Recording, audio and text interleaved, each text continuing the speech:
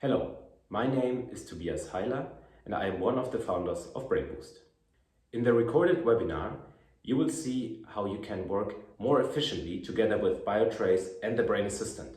You will learn how you can set your thresholds in the BrainAssistant during a training, how you can comment in the BrainAssistant during a training and start applications and even use other features just in the BrainAssistant. The webinar was recorded in August 2023, so maybe a few things, how they look like, how they work, might have changed depending on when you watch the video. So always feel free to write us an email and ask us questions. So have fun watching the webinar. Perfect.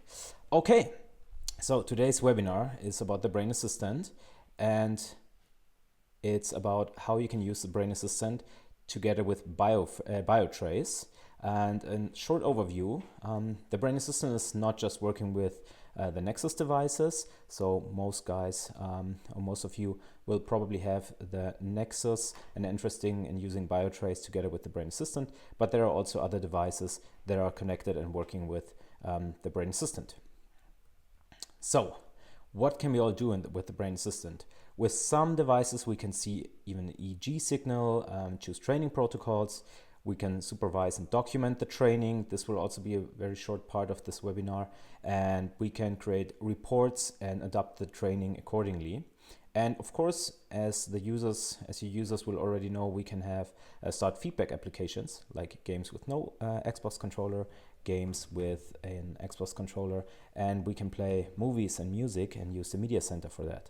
And today I want to talk about working BioTrace and BrainAssistant, how they can work together the most efficient way.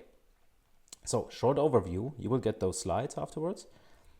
So how can we use the BrainAssistant most efficiently? Well, we still need BioTrace to work with the BrainAssistant. So we cannot use a NeXus device and then just use completely as a standalone the BrainAssistant.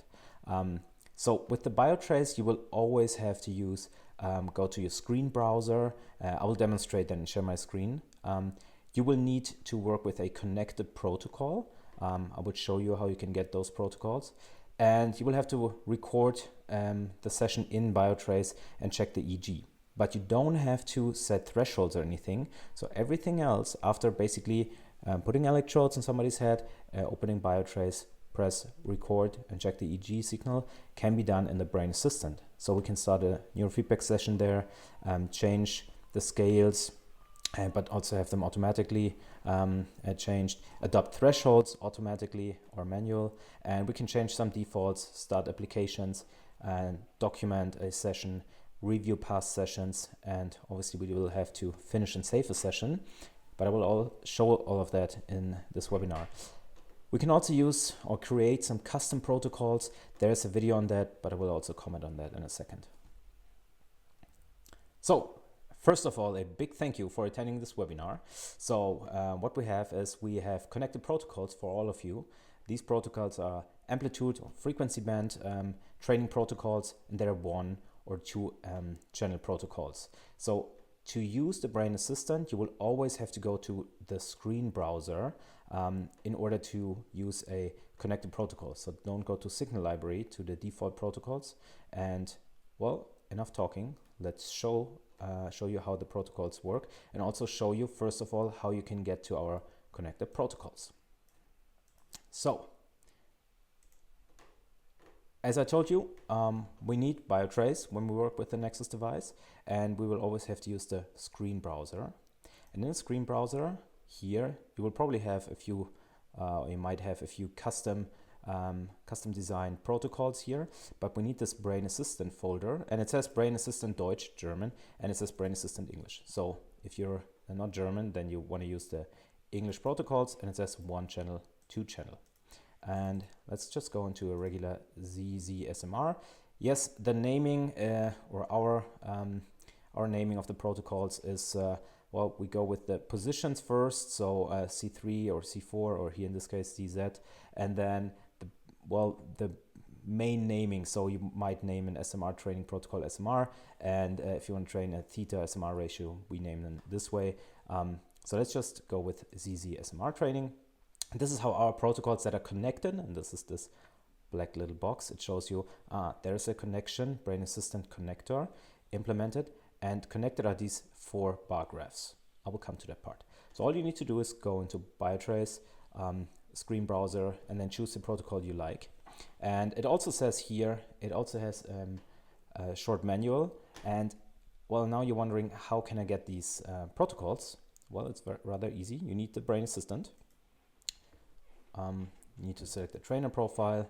So today is about how you use the thresholds. Let's just use Eva Mustafa as a client. Now, first of all, how can we install or get these protocols? Or thank you. Here you go on the settings button. You go on settings. And then you need to scroll down all the way. And here it says set up BioTrace. And you need to press that button. Then wait a little and it will say set up BioTrace success. You will get PDF slides and the recording of this webinar, and then automatically the screen browser folder will be installed with all these protocols and the correct channels, etc. So you can try afterwards. If you have problems, just email us. So all we have to do here, and it even has a manual here as an implemented image, you need to press record. I will use sample John. So let's assume, okay, we started recording, we're seeing a nice EEG, and here this might seem a little over or underscaled. All the scale needs to go from 0 to 10 in order to get the correct data. It is important afterwards if you want to do a nice analysis of the session. So here, even if you click, it will not work. It even says, don't change the thresholds here, but they are fixed. So all we need to do is just press record. And now let's check out what we can all do in the BrainAssistant. So I chose my therapist trainer profile. I chose my client profile. So let's start a training with Eva. We have several things here, what we can do, but let's just dive right into it and say, let's do a neurofeedback session. This is how the screen looks like. Well, what pops in our eyes is, oh, theta, alpha, SMR, and high beta. Same as we see here. So depending on what protocol we use, there will be different frequency bands we can train. Well, let's get comfortable first. So what can we do here? We can adjust these amplitudes, the x-axis, for example, by pressing plus or minus. And we see here, plus basically changes here 35 seconds. So it changes these graphs. So we can see I like around 30, 35 maybe. So we have a nice overview how, for example, theta works over a 30-second episode. Now, what else can we do? We have the y-axis. So if a person has a very thin skull, we will have a larger EEG signal. So we can adjust that, but that looks just fine. Now, what else can we do? Well, we can add comments. I will come to that feature later, but let's start right away with setting thresholds. And we see here these white lines, these are thresholds. You're used doing that in BioTrace, but we can do this in our BrainAssistant as well. And let's just click. Oh, we can't do anything. Why? We can set adjustment. We see here sync. So sync just means BrainAssistant takes the preset or the set thresholds from BioTrace, but we want to set them ourselves inside the BrainAssistant. So let's just go to thresholds and say we want to set manual thresholds. Now, before I press that button, let's check out here, mode, sync, sync, sync. I'm going to press manual, and now it says manual threshold.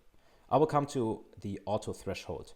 We prefer manual threshold. I like that better because the auto thresholds has, well, the problem, we don't see, the auto thresholds doesn't see the training person, the client. So if the client gets tired, the auto threshold says, well, I need to make it easier.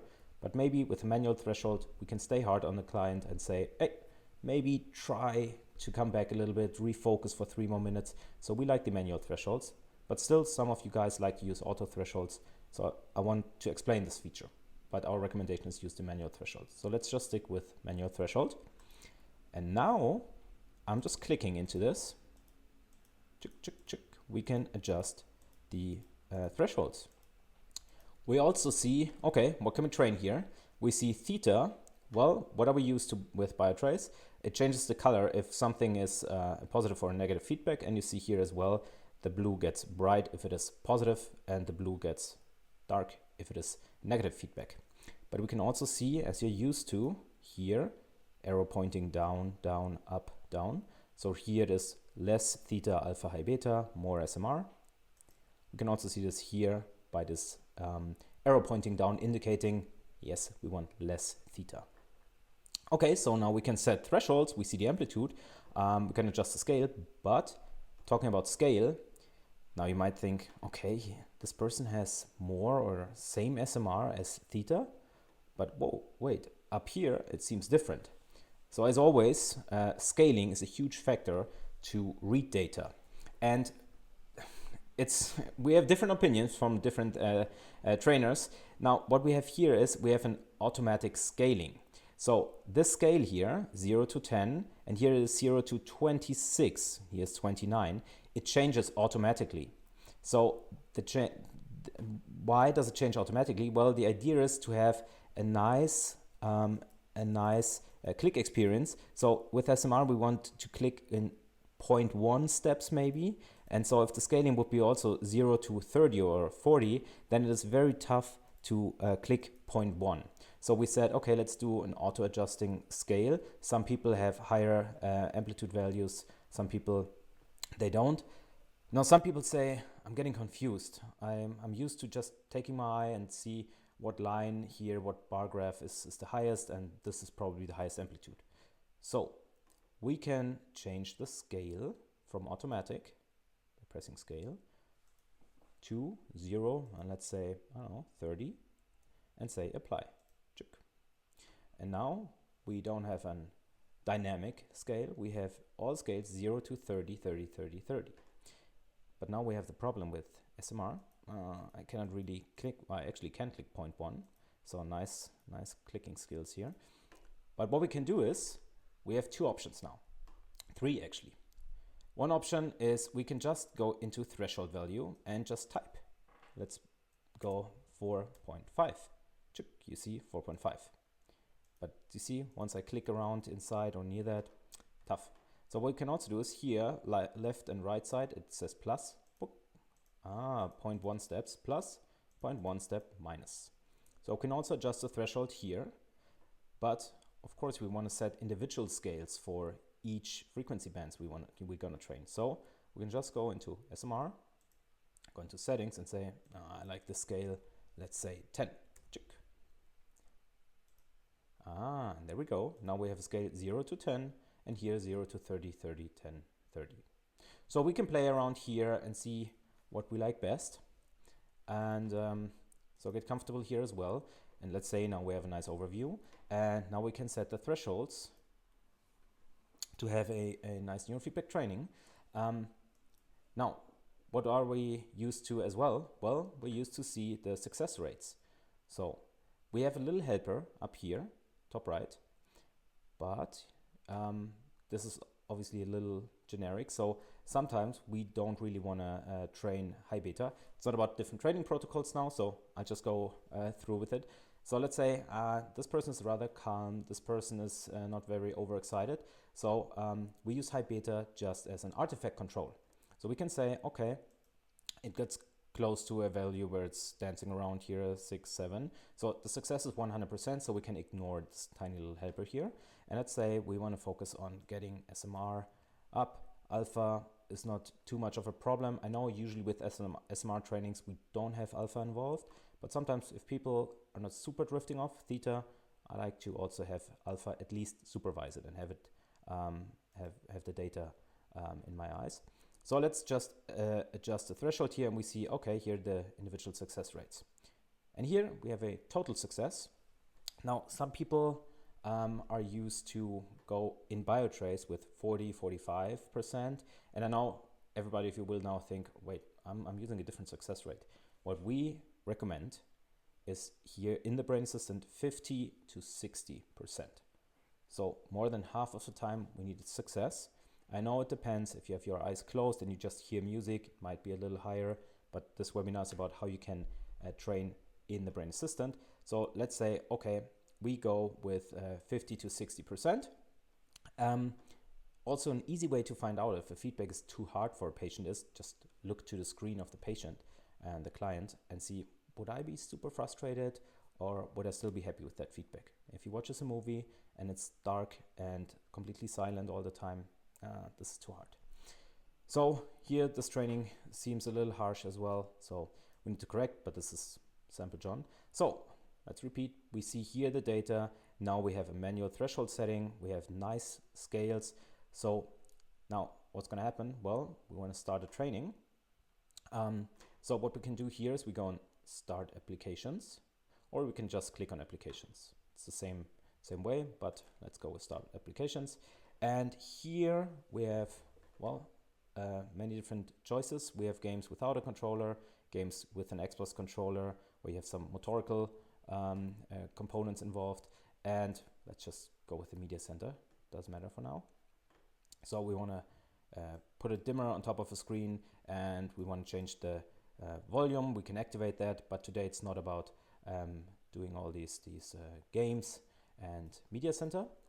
So we have, and you can see this right here, we have a media center running, and we start a browser, go on Netflix, drag it over to our client screen, and then we have our volume going up and down, and we have our dimmer.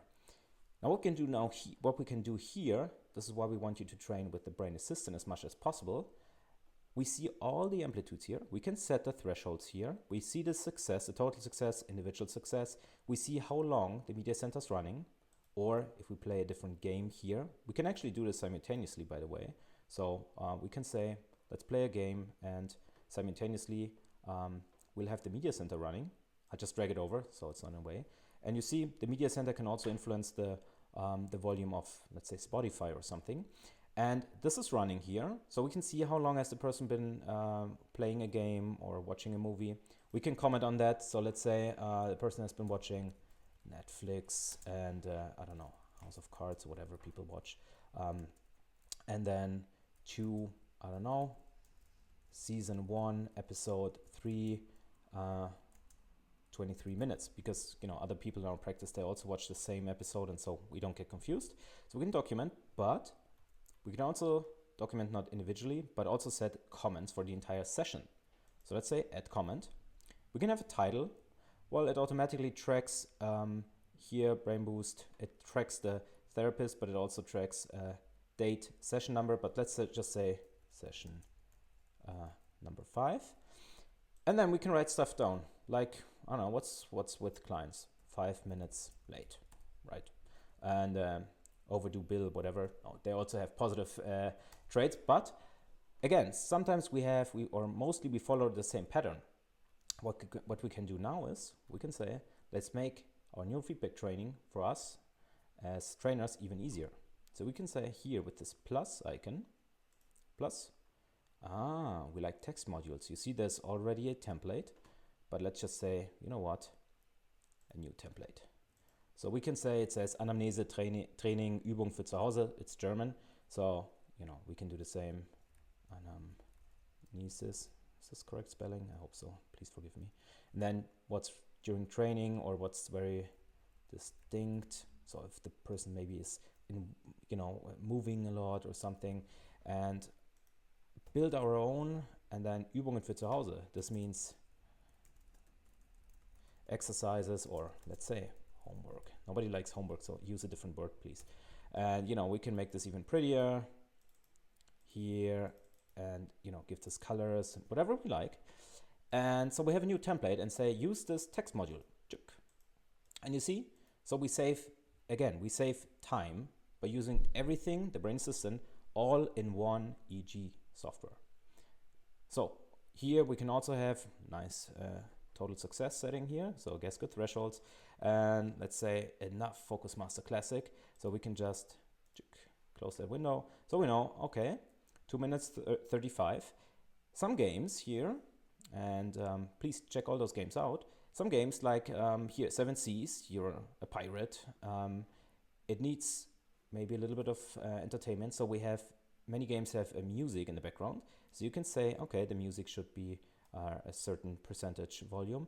And there are effects. So for example, here, this Focus Master, it's a character floating up or down. And if the character has been floating up for more than 3 seconds, there's an even more positive feedback for a longer streak. So it makes, there's like a gong, a nice sound. And if it's down there for more than a couple of seconds, there's like a negative sound or something. Some people don't like background music, but they like the effect volume. Okay, no problem. Some people, they don't, they just like background music. They don't like certain special effects. No problem. So you can also adjust the individual neurofeedback experience, even though you maybe with some of your clients, you play this very same game, but still you can do fine tuning. Let's close the media center as well. So here you have also all the possibilities, everything just in one single window. Now, how about, I will come to the last part, auto thresholds. I know some people say auto threshold is very bad. Some people say I like it, or when I'm stressed and I need to go outside, the phone is ringing. So we have the possibility to do auto thresholds.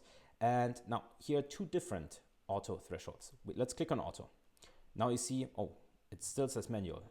No, we didn't do a bad job. We have now different options.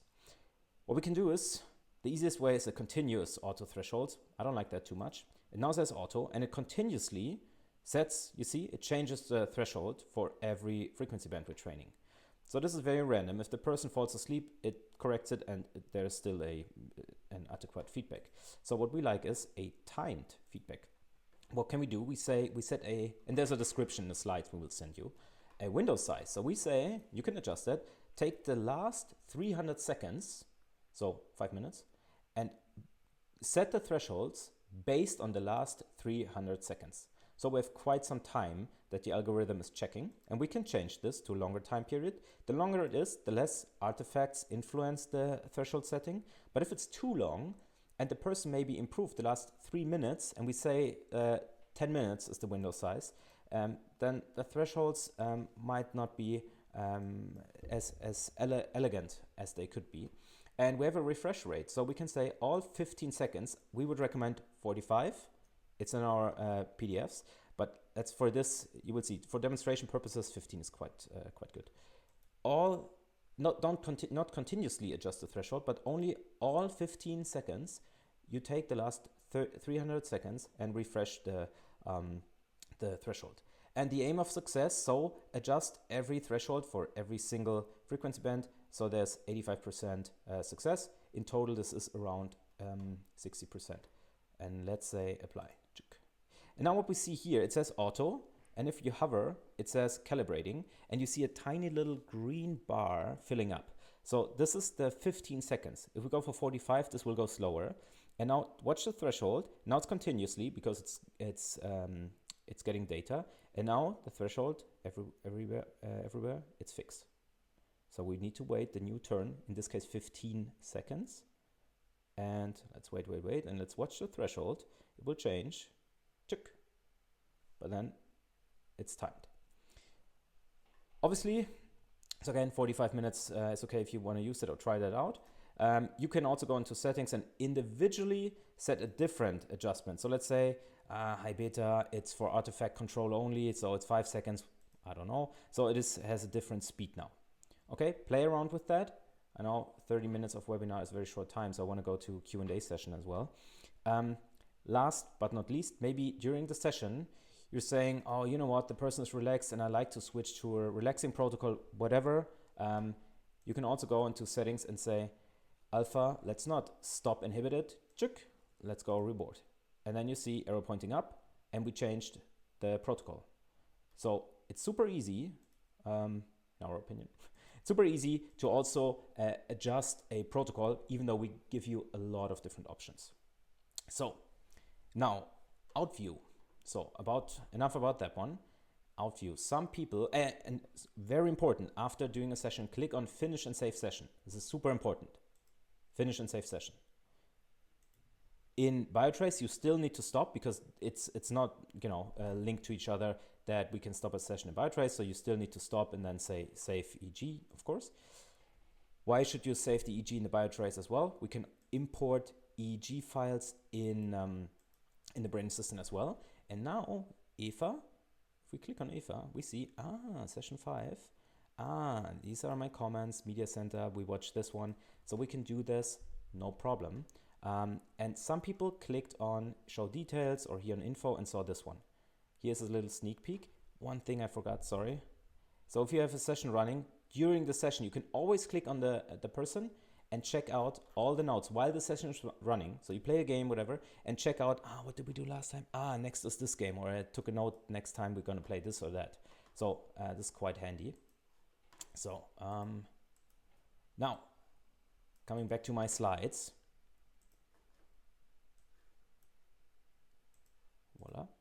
So the idea why you should do all the training, adjust the thresholds in the BrainAssistant is, in my opinion, in our opinion, we are trainers, therapists, and we like to build in our own software, build everything we feel like we need. And you see there are a lot of features you can use while the training without leaving and skipping around to a Word document and then setting everything up in BioTrace and then check something else out. And when you do a training with these protocols, we are working on, and it's gonna change a little bit, okay? But to give you an idea how a reporting, in our opinion, should work. It should have, and you will get these, I know it's a lot of text, but the idea is we're working on a pure number that says training effect. Here, positive number means it's a positive trend. We want to train theta down or inhibit it. So positive number means we did the right job. Negative number says, no, we didn't. We see this for every application. So we saw, Dragon Bay, a game, didn't work too much. 12 to 25, okay. Around here, yeah, we have a theta increase. Media Center worked well. Oh yeah, theta is going down.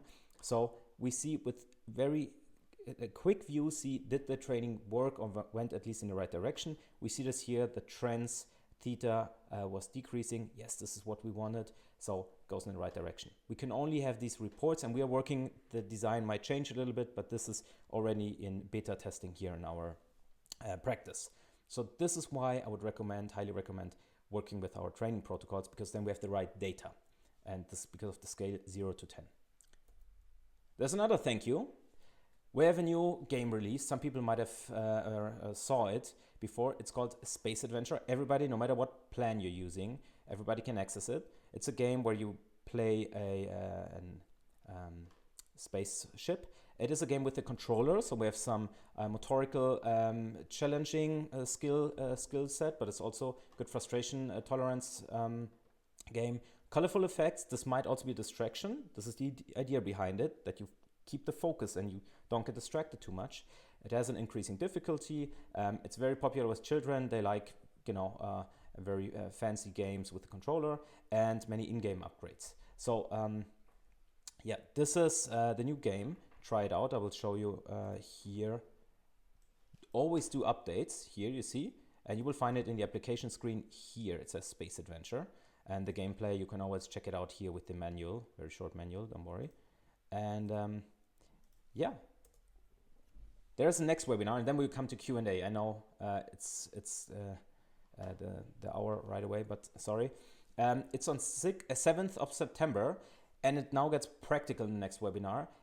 Let's do all the setting thresholds in the BrainAssistant, but then what games or applications or what combination do we use for what training? So some people say, I always watch a movie. Why would I do a game? Some people say, let's do a game first or a movie, or the other way around. Some people say, no, let's just play games and you better don't relax too much when you watch a movie, or you don't get smart watching a movie. Some people like to play a game with a controller. So there are tons of combinations. And this is what we're going to talk about the next webinar. So we will send you an invite and a follow-up email. And yeah, we will send you these slides so you can check out all our websites. We do a lot of stuff and we need to talk about it. And yeah, you can start today, and we will open up the question round now. So you can type in the chat, you can type your questions. One more thing here, sneak peek, you will get very detailed, you see those slides, detailed slides where all I talked about is also described, and you will get the recording of the webinar. So now it's time for questions. Hi, are you developing a way to use the BrainAssistant on different devices? Yes, it's already possible. Our BrainAssistant is already working on different devices. It's working on these devices at the moment. With all the other devices, Dynamite Media, you can even see the raw EEG itself. So yeah, it's working with these devices. If you are currently using a different device that is not on this list, please feel free to contact us, and then maybe we can talk to the manufacturer, and then we can work on to the manufacturer, and maybe the manufacturer would say, okay, sure, why not? Let's use that. So always contact us and say, I'm using a different device. Please talk to the manufacturer. Okay.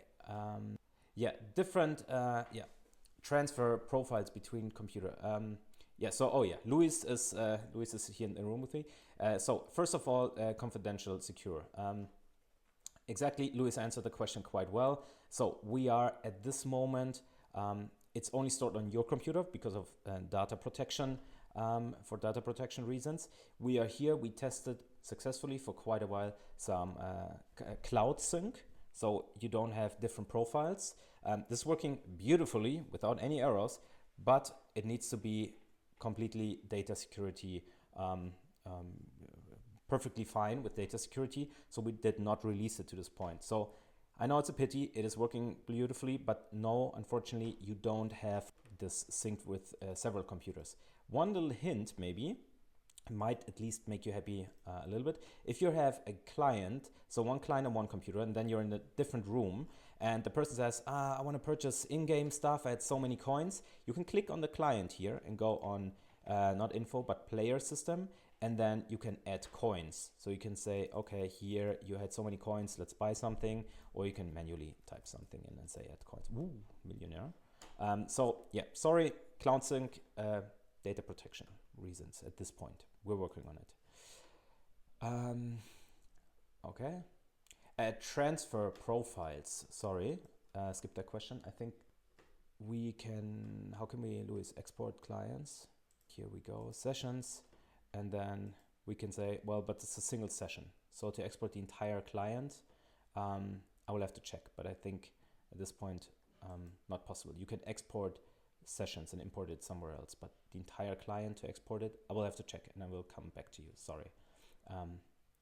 But you can write us an email so we have it as a reminder as well, please. This is good input. So also if you have not a concrete question, but maybe something you wish to hear more about in the future, like a webinar idea, please send us your questions or your ideas. Because sometimes, we're so deep working with everything, sometimes we forget about easy things. And so also just say, I don't have a question, I have a comment on your webinar. Can you talk about this or that in the future? To hear about assessment, that's 3 webinars there. Okay, so on home, we use different devices to do a full QEEG. It is these ANT Neuro Ego 24. This does a full EEG. And then also what we are working on tools is, and it doesn't show up here, a questionnaire. So we are working on successfully already testing. We test a lot, so it is a functioning software. Here it says questionnaires in our beta version, in your case not. And then every session, for example, there's a from 1 to 5 or from 0 to 10, how is your sleep, etc. And so we also have, besides the entire EG report, we then have questionnaires as well. But I think this could be a nice topic for a webinar to give you an idea how our first assessment, and then maybe reassessing after 10 sessions or so, what our procedure is then. This is a good input. We will definitely keep that in mind. And you use what database? Okay, so we're already in the second webinar. To keep it short, there are different ways. We can use Z-score. We can use Z-score values, but we can also do without having a database. As Luis said, it's self-referenced brain maps, but we're implementing some data in our BrainAssistant as well. So this is a topic where I think it's about QEEG heading this question, but you can also do an assessment with just a few channels.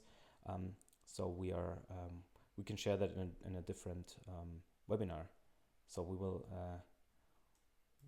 write that down for a different webinar, yeah. Or we can also exchange privately if you want to. A few people are still here. So yeah, if you want to use a different database, so you have the Ego 24, for example, so you record an entire session. Okay, so you go here, EEG recording session. It's not possible because I have selected BioTrace here. Then you can export. Here you can import EDF files, but you can always also export, as I showed to you here, export EDF files. And EDF is EEG file. So you can also record something in the BrainAssistant and then export it and then upload it to whatever website you like, where they do also a certain database Z-score analysis. So this is also possible. Thank you for participating. So everybody try out the space adventure, please. If you have questions about it, write us. And also please install our connected protocols, and we will send you a follow-up tomorrow or latest on Monday with the slides and our YouTube video and the invite to the other webinar in September. Okay, perfect. Then have a nice holiday and